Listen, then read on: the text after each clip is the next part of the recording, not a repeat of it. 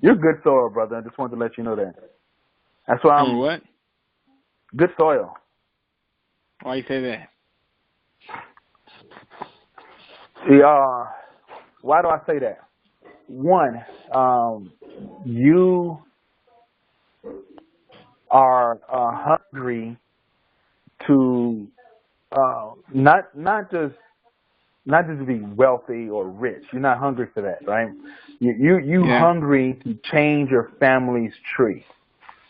exactly. You're hungry to lay a foundation that cannot be broken by time, that cannot be broken by circumstances.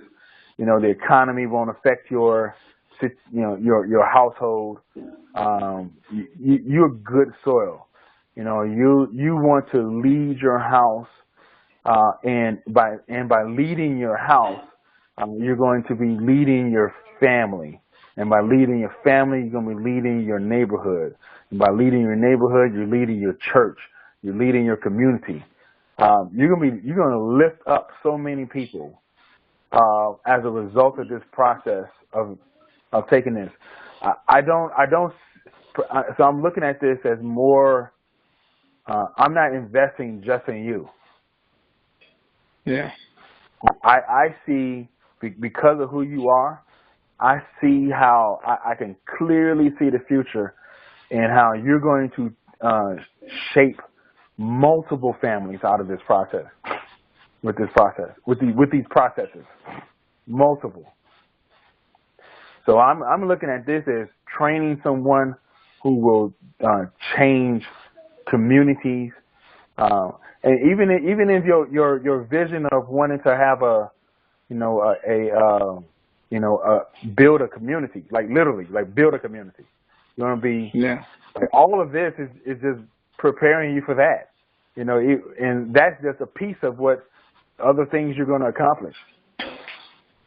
But like the foundation we're laying right now is you'll be able to do that stuff with cash. You'll have a different community that's not going to be laden with debt. Your community will be, it ain't going to have no quick fixes in there. You're going to have solid homes, phenomenal buildings. You're going to have a culture in there where everything is done with excellence, because you're not trying to rush through and shave a few dollars because you got a loan payment coming. Yeah. You're going to do high quality decisions because it's made out of cash. Facts. Definitely excited and super ready, but it's all a process. Oh yeah, we laying a foundation, brick on a brick, or brick on top of brick. All right. Index funds. That's what we're doing today. Wrong button. I already hit the record button. All right. So we're going to go down. Where am I at? We're on research, mutual funds. So let me ask you a question. Okay. How do you know if an investment is successful? How you know investment is successful? Yeah, how do you measure success? How do I know investment isn't successful? I mean, success It is successful. like a time period. It is successful. Like before I even invested. No, afterwards. Like, how do you know when it is successful? What's your measuring stick? When that investment is, how to explain it? I'm trying to remember what the Rich Man of Babylon book said. Basically, I mean,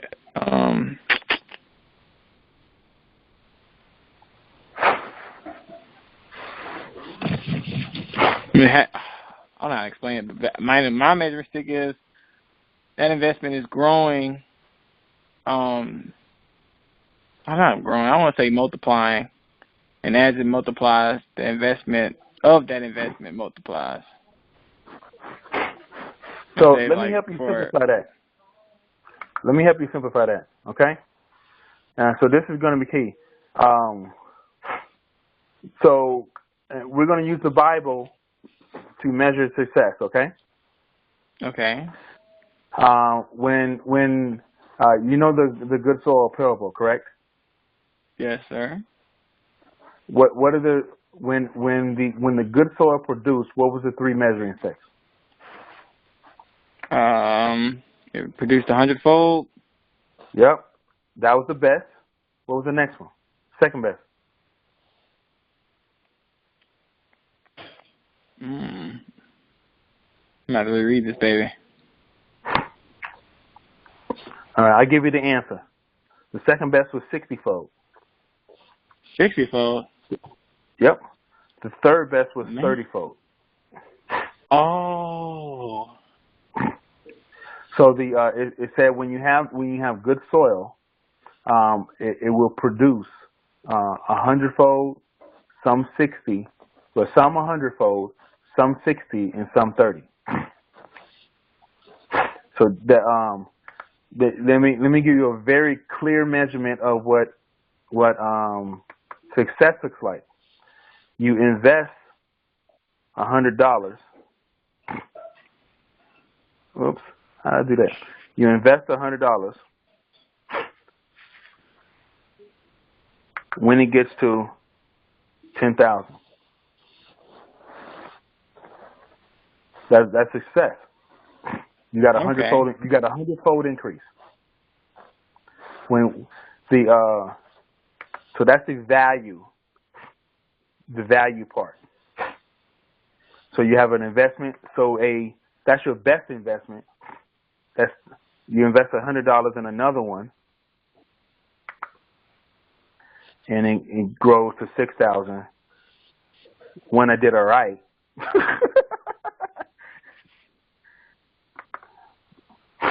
Went up to 3,000. So your best investment, the one you did great, the value of the investment goes 100-fold to $100 goes to 10,000, $100 goes to 6, $100 goes to 3,000. 100-fold, 60-fold, 30-fold. 100-fold is what you're targeting at all times. Some of them are going to hit 60. Some of them are going to hit 100. Some are going to hit 60. Some are going to hit 30. Okay. But you're targeting 100 every single time. The target is 100. Every single time. We're trying to get the best every single time. But we know that not every company is going to produce consistently over 40 years the same result they did the last 40 years. So some are going to get you here, some are going to get you here. Now, your second part of your is the income component.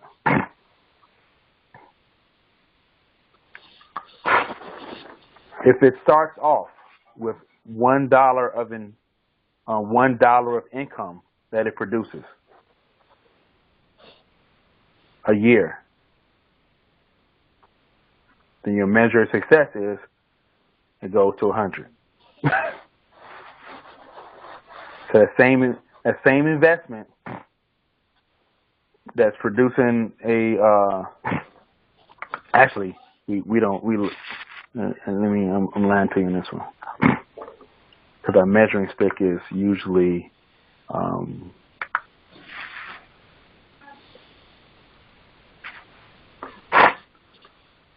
minimum measure stick is usually 2. Actually, we've been using that.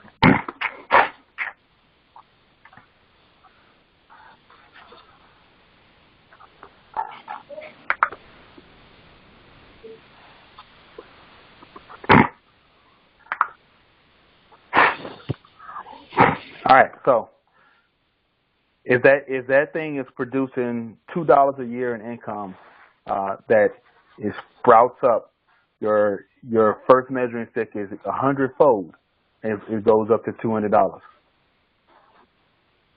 Okay. 120, 60-fold. Then you have 30-fold.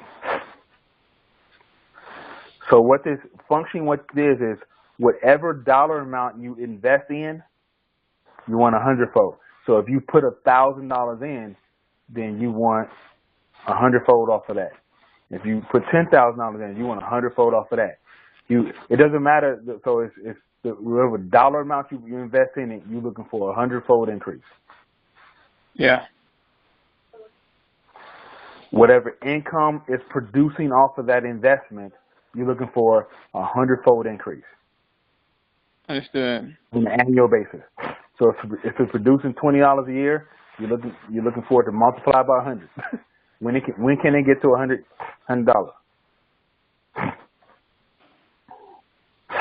So the reason why, because I realized this the other day, in everything that we've been doing, because we have not clarified this part. I realized that the other day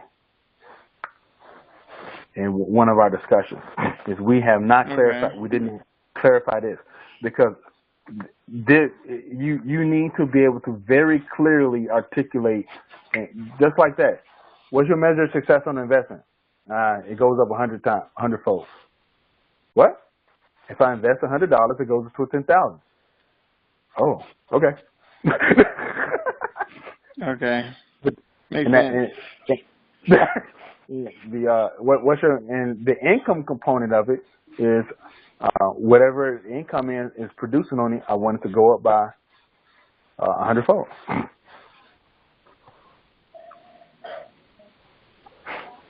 And it's just that simple. Now, what happened is these two measuring sticks weed out a ton of investment.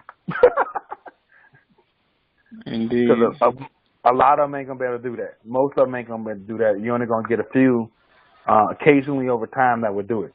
But you don't have to have a whole bunch. You just need a couple. Because these rock stars will lift these rock stars up right here.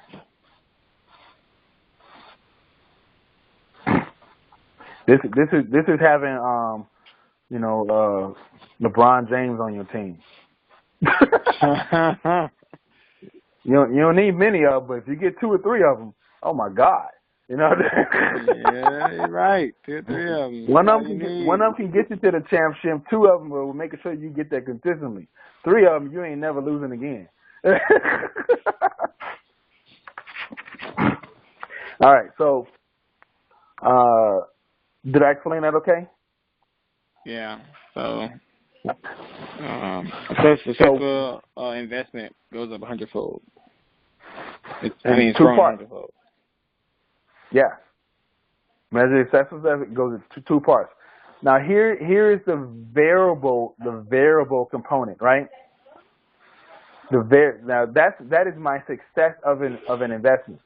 The reality is different investments are going to hit that time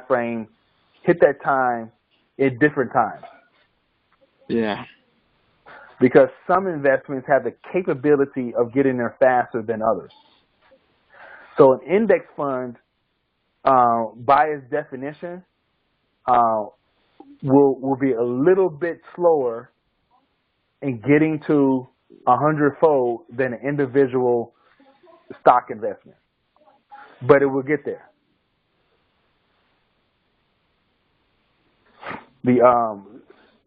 So a stock would actually be able to get there faster.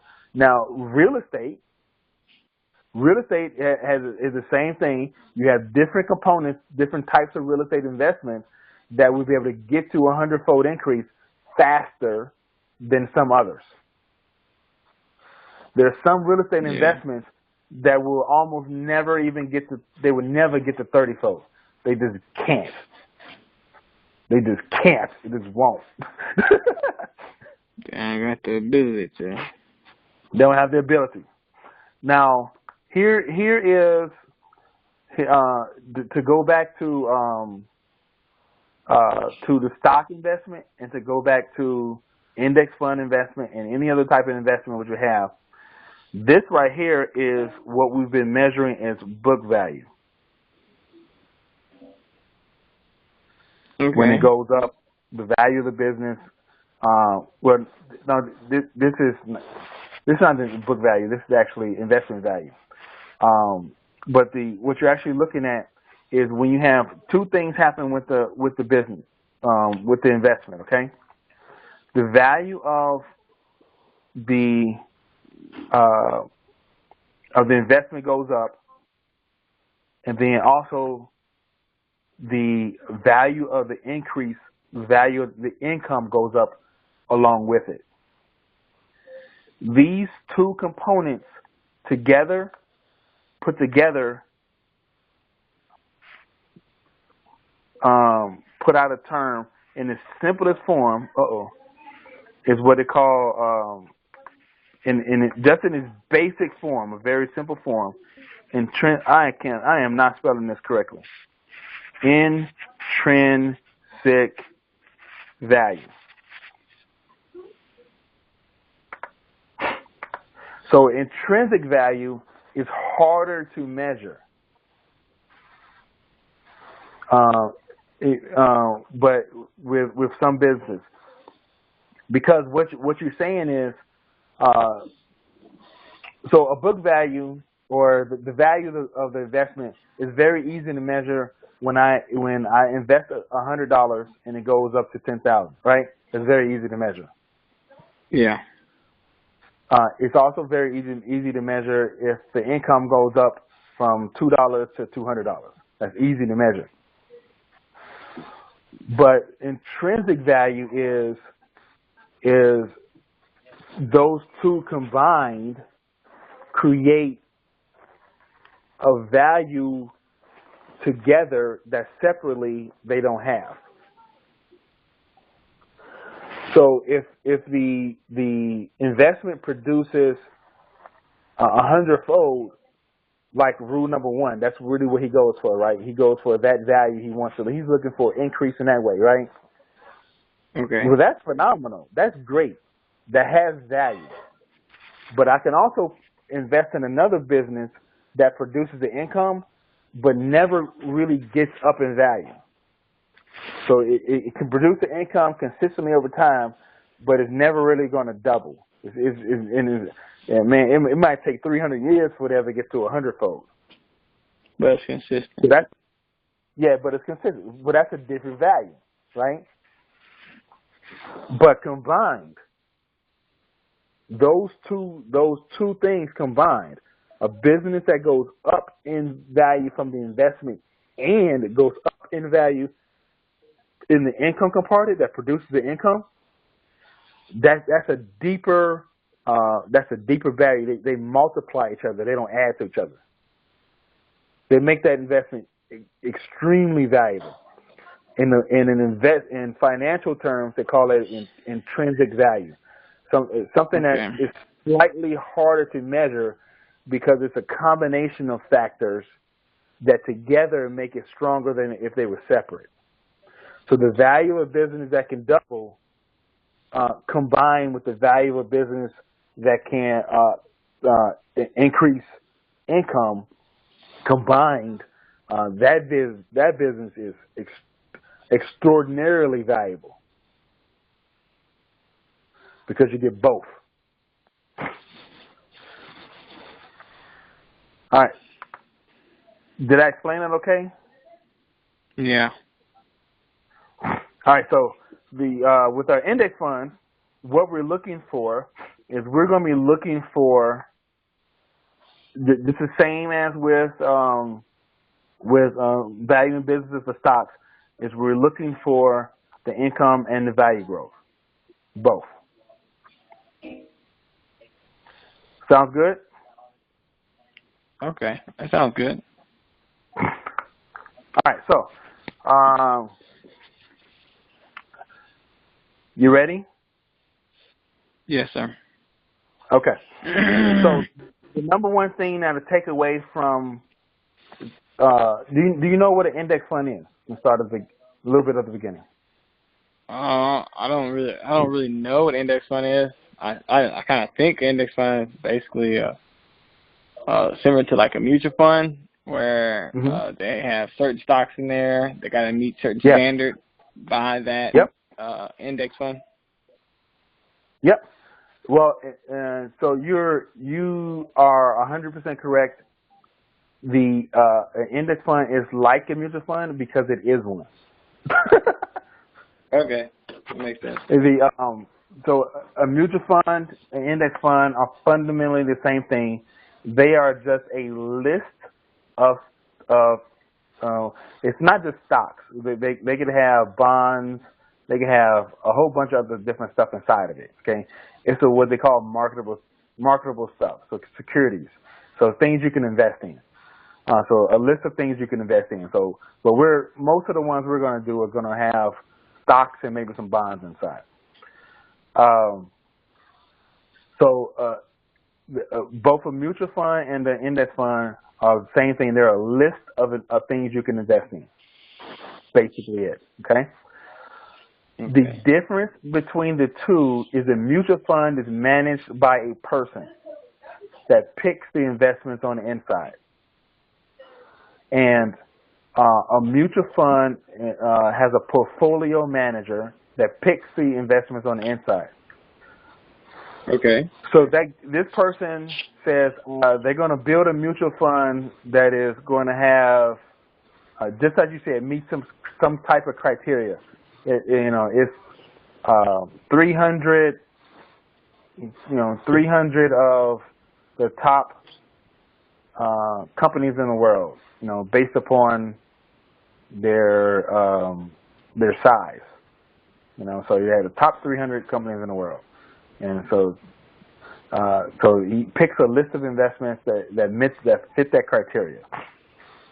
Now, what makes it a mutual fund is you have people get together, me, you, your brother, your mama, your family, and a whole bunch of other people around the world, mutually fund this investment. Okay. We get together and we put money into the investment. So we mutually fund it. So that's where the term mutual fund comes from, is people mutually fund an investment. And all that is a list of investments that someone picked for whatever reason. And you say, oh, I like that list, I'm going to invest in that. That's basically what it is. So an index fund is you take the person out of the equation. A person does not pick the investments inside for the list. The list, all it does, it copies, it follows, it mirrors a particular section of the investment world. Yeah. So as an example, you have the S&P 500, the Standard & Poor's 500. It's 500 of the largest companies in the country, right? It is a list of the 500 largest companies in the country. An S&P 500 index fund just follows that list. So if in the S&P 500, Microsoft, 2% of that is Microsoft, then in the index fund, 2% is Microsoft. It just follows the list. Okay. So what happens now? Here's where the benefit comes in. When you have a person managing a fund, you have to pay them. That's true. You're going to pay them when you sign up for it. You're going to pay them every time they decide that list needs to be changed and they need to take a fund in and out. You're going to pay them those transaction costs. You're going to pay the fee for them to do it. You're going to pay the fee for the actual transaction costs to actually buy and sell the stuff. You're going to pay for you can't escape this part though, but you're going to pay for the taxes for any gains inside. So you're going to have a whole bunch of fees that come out before. They're like taxes. They come out before you get the money home. Goodness.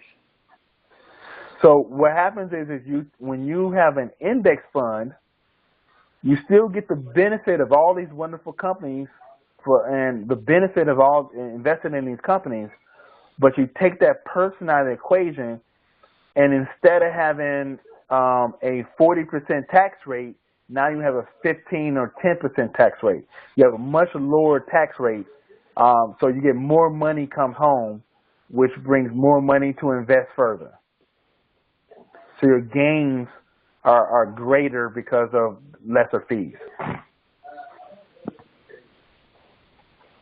That makes sense.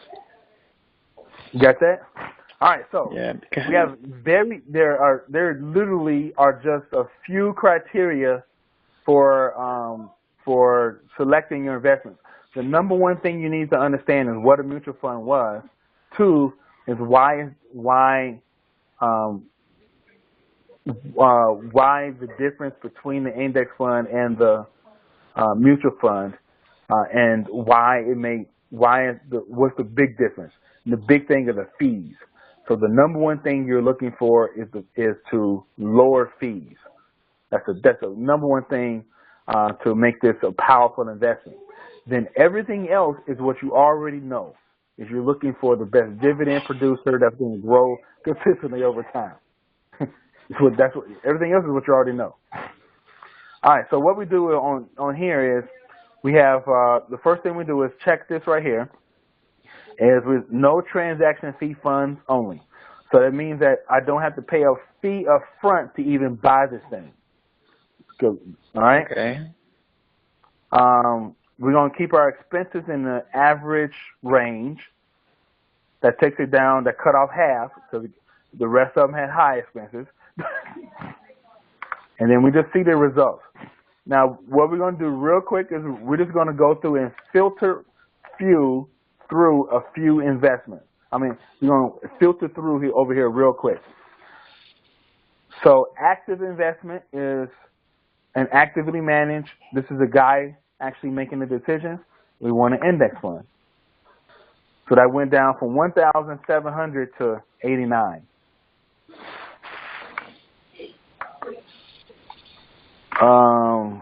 We don't want to do that.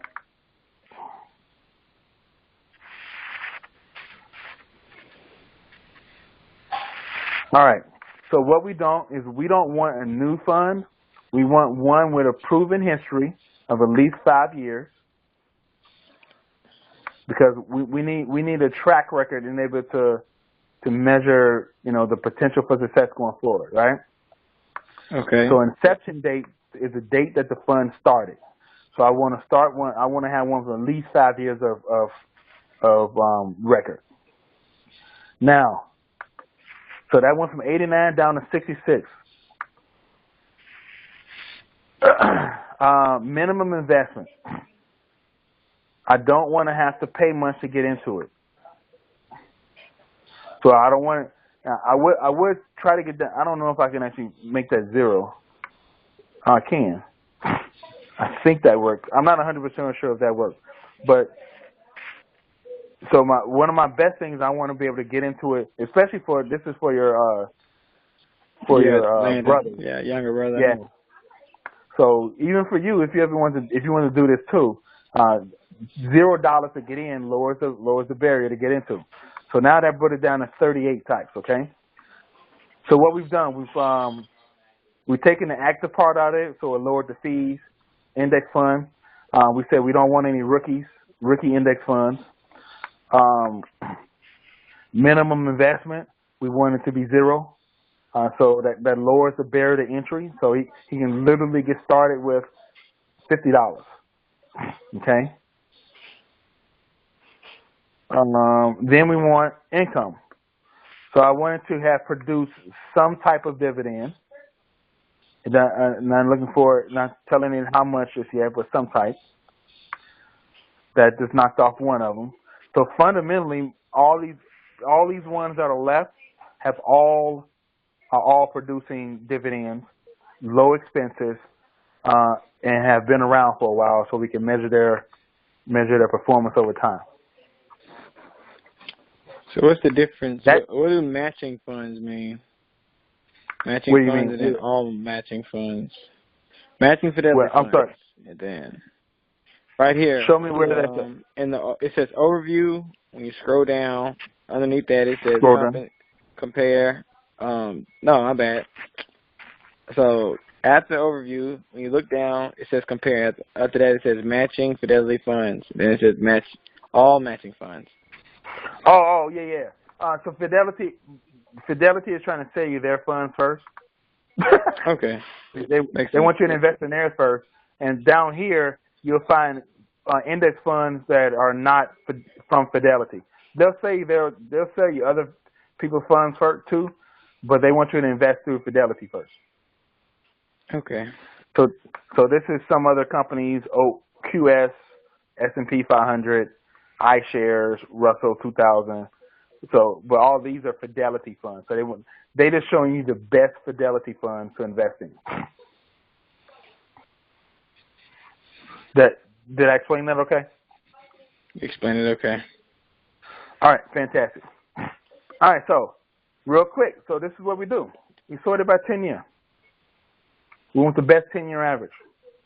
Now, ironically, Fidelity is actually the best. But we scroll down here to the all matching.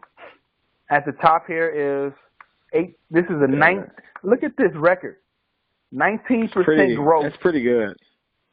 No, that's phenomenal, buddy. That's kind of unreal. Yeah. 19% growth over a 10-year period.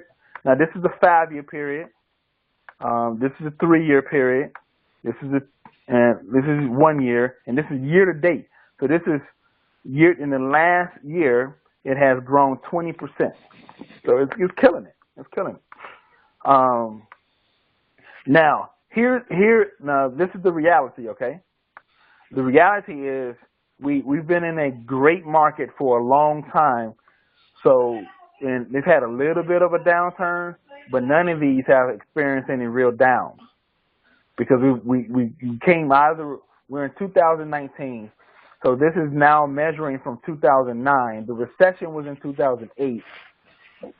So it's been since the recession, not through the recession. Okay. Which is perfectly fine. That's perfectly fine. Okay. But that's kind of a perspective thing. But what it tells you is that this thing still rocks and rolls, right? Yeah. So the next thing I'm looking at, I sorted it by the 10-year average. I'm looking at all these wonderful things. The next thing I'm looking at is over here is expense ratio. Okay. Remember our number one thing is for the low as possible. Okay. So now I'm looking at this right here is a 0.3 net expense ratio. That's phenomenal. You basically want to be below 0.5. Almost all of these are below 0.5. So pretty much almost all. You can basically stick with all these, right? This is so slightly the reason above. For the expense ratio is how much money they're taking from your what you pay into the investment. Think about it like taxes. Yeah, you're lowering your taxes. Okay, it's taxes. Okay. Yeah, so you're lowering your tax rate. How much they taxing you?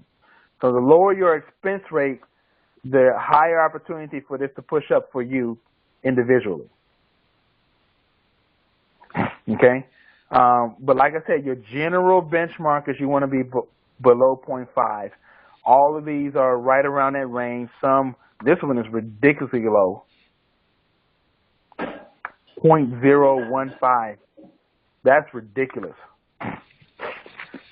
So what you would do with this is you would fundamentally, this is sorted down pretty aggressively, okay? You only got 30, but this is what you would do is you want to take the next level of filter in this process. So we open it up and we start at the top.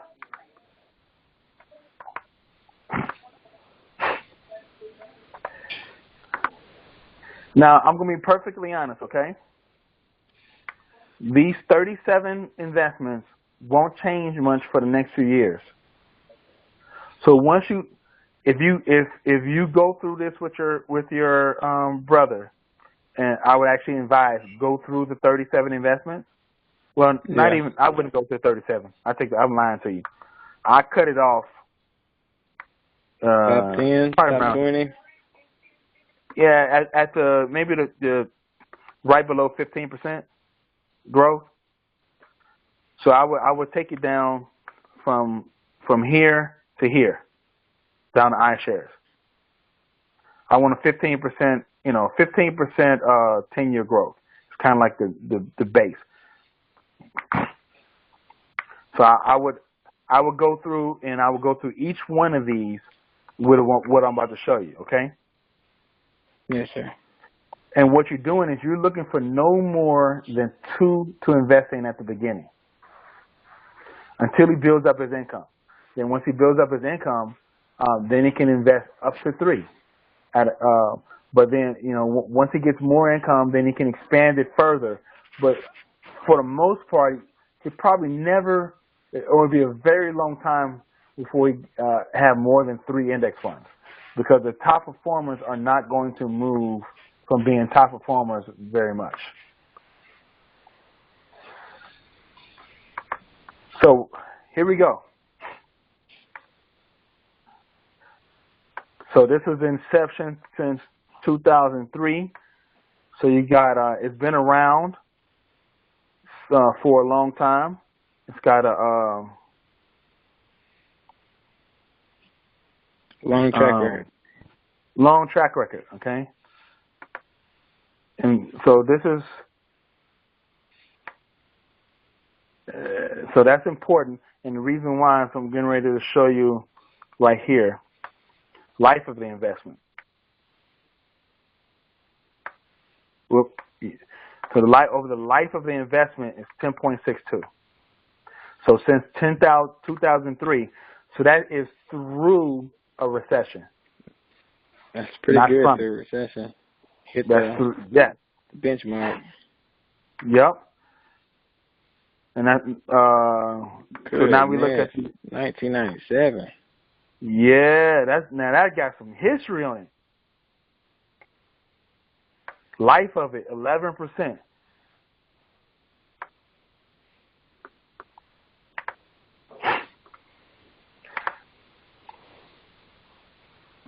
So the reason now here's one of the main reasons I'm showing you this is another one, 1997, 8%, right?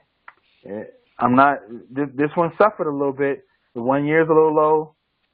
3 is fine. 5 years is okay. Life, it's not impressive. I'm just saying. For me, I would drop that real quick. Let me go down to here. Go to the next 3. So that was this one, right? 8%. Gone. That's move on real quick.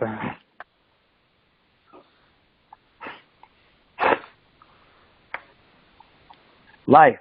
Ooh, Lord, 7%. 7%. Yeah, see, not that great then.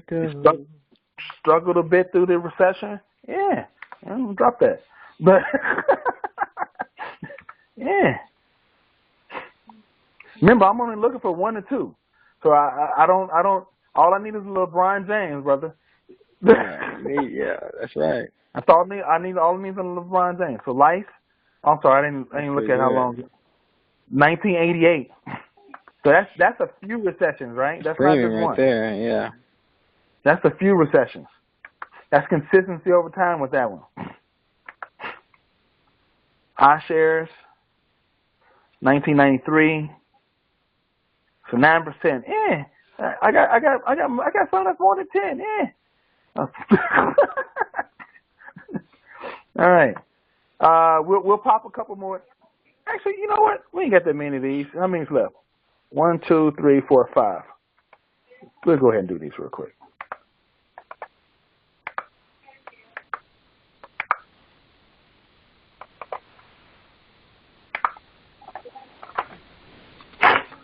All right. So where we leave at? Here. Okay. 10%.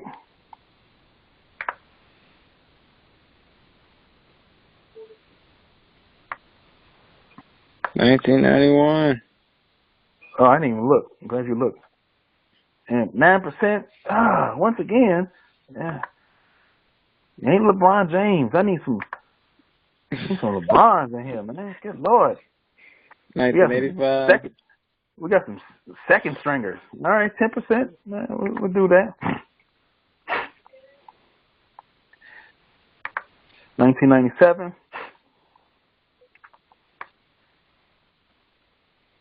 6%. Boo!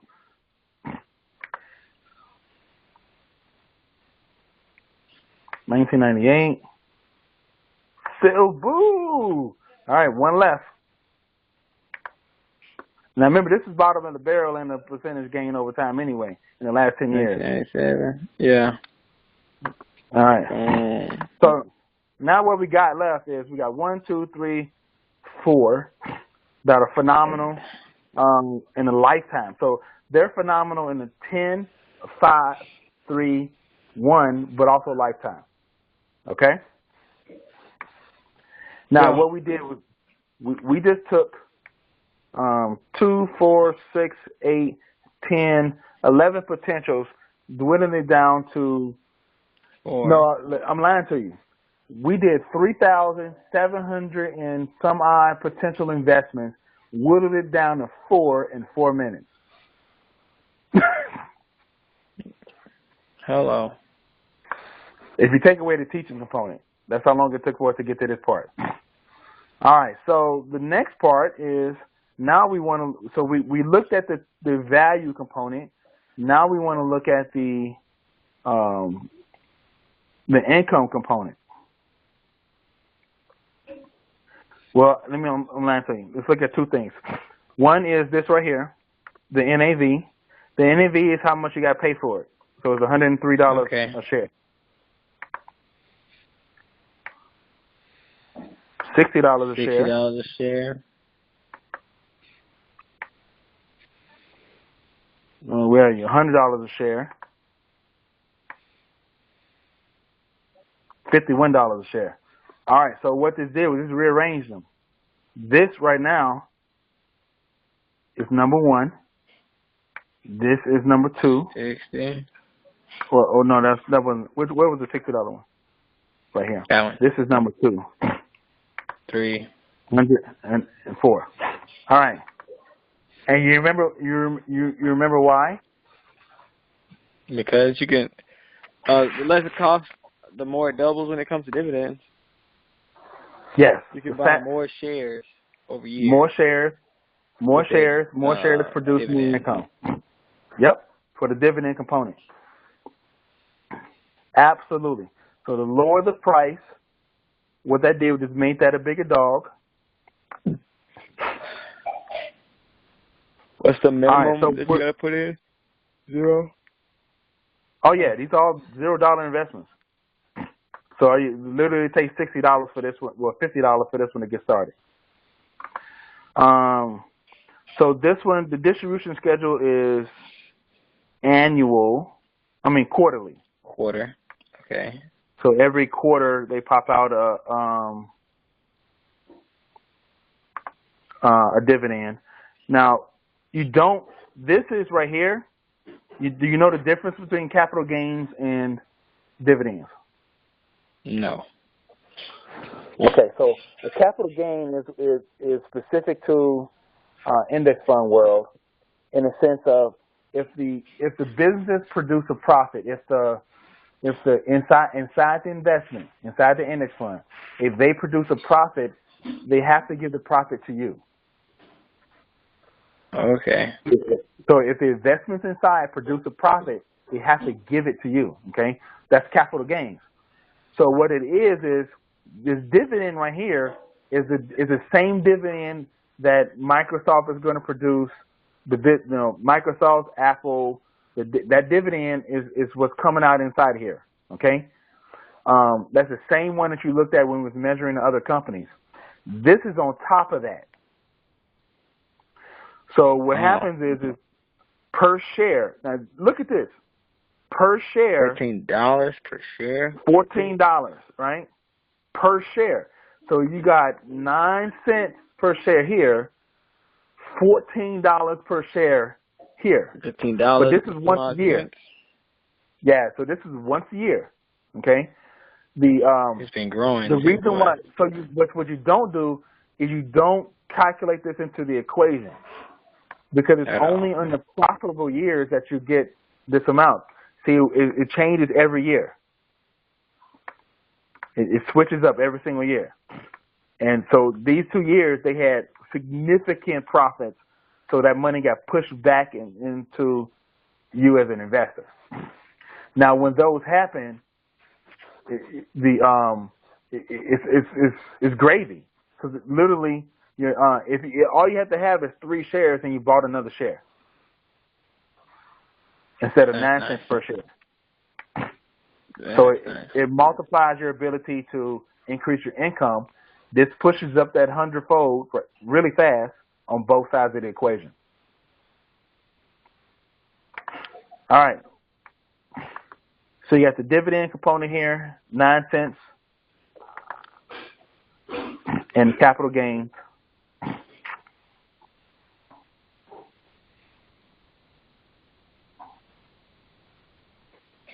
Well, that's actually a longer history. That's pretty neat. So this is the same thing here. Only thing, it doesn't tell you when they actually distribute them. See, this one right here, the distribution schedule is annual. So it is better to get the money more often, to get the dividends more often throughout the year. It's going to pay you fast. You're going to increase faster. So quarterly distribution to get you're going to buy more shares more often, which is going to increase your income faster and increase your value faster. So this one it just fell behind because it's an annual. Did I explain that okay? Yes, sir. All right, so we just go down real quickly through these last 2 real quick. Okay, they spelled it out by month, but that's a quarterly. The capital gains is lower. The dividends lower. Boom. Get that off of there.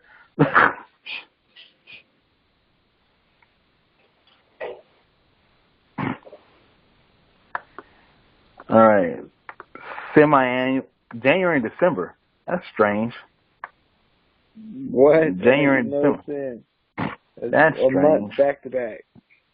Yeah, that's strange. Beginning of the year and at the end of the year.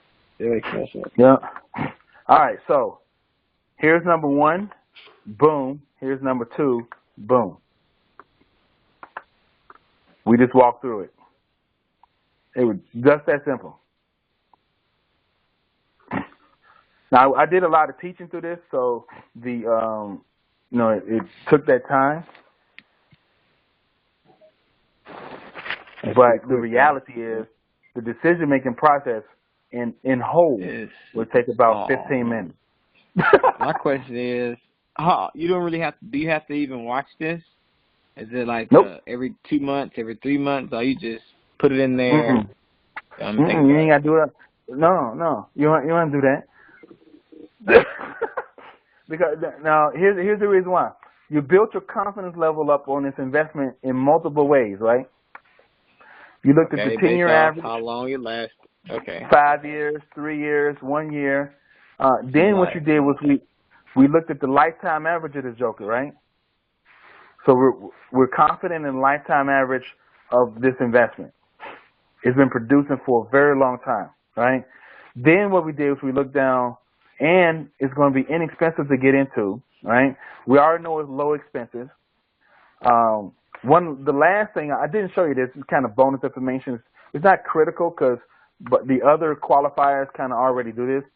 Turnover rate inside is how often the they buy and sell? Investment change. Yeah, exactly.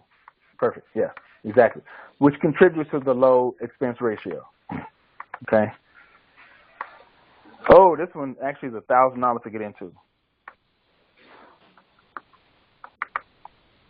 Good man, gotcha. Yeah, that's $1,000 to get into. That's the reason why. Yeah. All right, so here is so this might be more appropriate for you if you wanted to get into it right now. For your brother, what you would do perfectly honest, is do Fidelity funds only. Because all Fidelity funds are $0 to get started. Okay.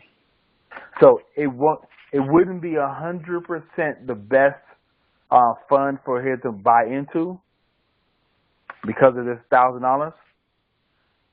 But you go through the same process with the Fidelity, and it'd be the best he could get into with $100. Okay. Does that make sense? Makes sense. So once he gets up to $1,000, $1,500, then you can get the best investment at $1,000. Then once you get up to $2,500, $5,000, the best investment at $5,000. Because literally, he wait till investment gain $1,000 and basically go to the next best thing. Well, yeah, it's the company. Yeah, so as he adds more money to an investment, it's going to automatically grow because he adds more money.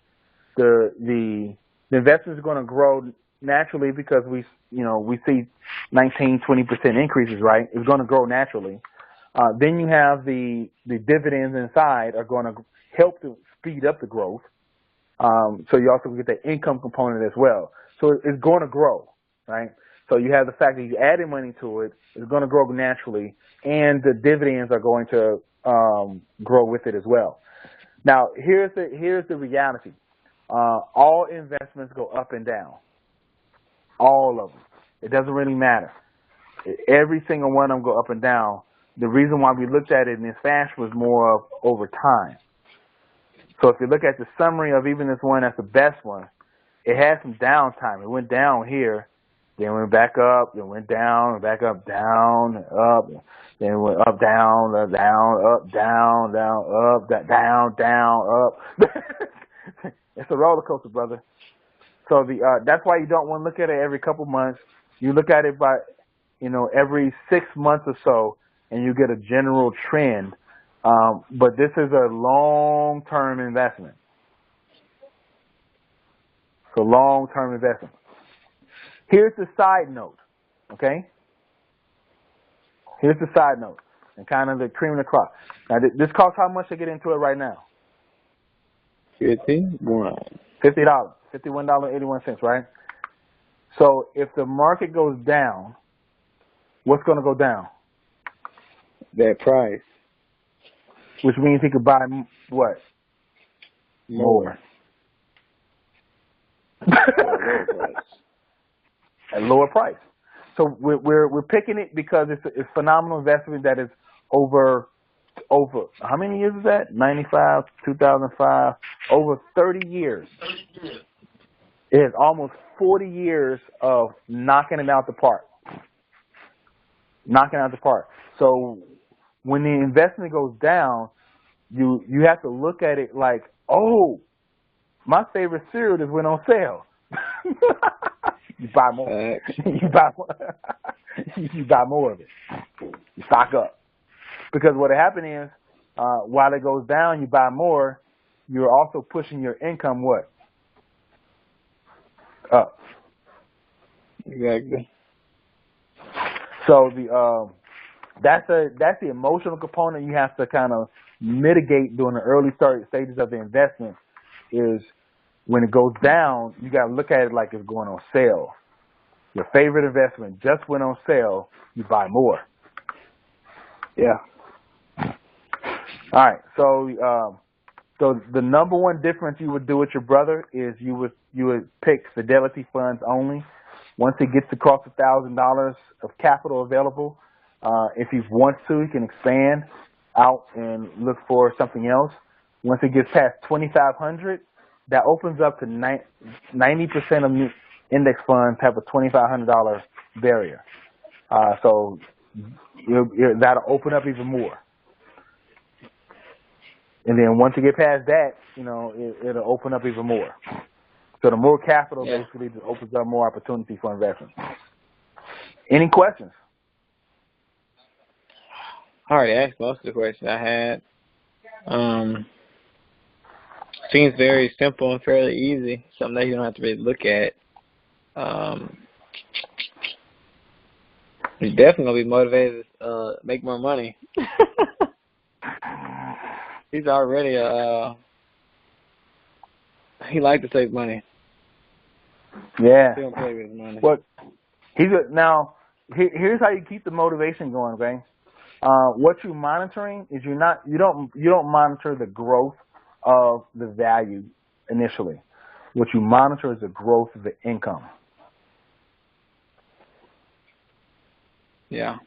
That's how you monitor, because the value is going to go up and down. The income is going to go up only. It's only going to go up. So when you're measuring, so you switch it around. Your first measurement of success off of this is not going to be the hundredfold value. It's going to be the 100-fold income increase. Okay. And the more once I initially talk to him, I'm definitely asking more questions. Yeah. Well, what I would suggest you do is go through it yourself. Yeah. Walk through the whole process yourself, and then before you talk to him, come back and talk to me after you go through it yourself. Okay, it's a deal. Yeah, go from beginning to end. Walk through the whole process yourself from beginning to end, to where right before you're about to you want to make a decision. And literally, you only need to pick one. So don't stress about having a whole bunch of. That ain't the point. We're not trying to have a whole bunch of options. We only need one LeBron James. Yeah. And then once we get up a little bit more capital, we're gonna try to find 2 LeBron James. And that's all we're doing is we're looking for LeBron Jameses and stack them on top of stacking. That's the deal. Definitely appreciate it. All right, it's all good. Go through the process yourself. Put down any questions, and then we'll go through it together. And then after that, and then what I want you to do is I want you to teach me through it. Okay, I can do that. And I give you an opportunity to walk through, make sure you can explain it before you get to the point where you're going to explain to your brother. Because I want your brother to have confidence in it, and part of the confidence level is you being able to explain it well. Explain it. Yeah. Yeah. And be able to answer questions. Exactly. All right, we can do that. That's a good training ground. Good training ground. Definitely. All right. Deal. All right, fantastic, brother. I'm gonna tell you a little secret, okay? What's the secret? This skill set I just showed you. Once you get it to where you can explain it to people, this is more valuable than investing in stocks, because a 13-year-old can do it. Yeah. And it literally only takes 15 minutes to make a decision. So there's not a time barrier. There's not a massive education barrier. And then when you go through Fidelity, it's not even a capital barrier. You don't have to have a lot to get started. So this right here, once we go through this process, you will literally you will have a tool to reshape investing for everyone around you. It is now within reach. Definitely gonna be a good blessing. time, brother. I appreciate you. All right. So, everybody say hey. Much love. Yes, sir. Yes, sir. Well, you have a blessing. I'm going to go ahead and stop the recording.